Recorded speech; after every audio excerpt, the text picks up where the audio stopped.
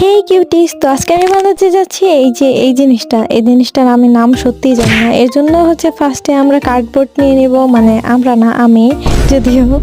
তারপর এই জায়গায় মাটি কালারের একটা ক্লে নিয়ে এটা কভার করে নিব। তারপর একটা ব্ল্যাক কালারের ক্লে নিয়ে কিছু পাথর ক্রিয়েট করব। তারপর এগুলা লাগাই নেব এক একটা করে। পাথর লাগানো হয়ে গেলে এরপর আমরা শাপলা ফুল ক্রিয়েট করব। এর জন্য আমি পিঙ্ক কালারের ক্লে নিয়ে শাপলা ফুলের মতো একটা কলি বানাই। তারপর এগুলার পাপড়িগুলা দিতে থাকি এক এক করে। তারপর এটার পাতাও দিয়ে দেই। অনেক সুন্দর হয়েছিল শাপলা ফুলটা।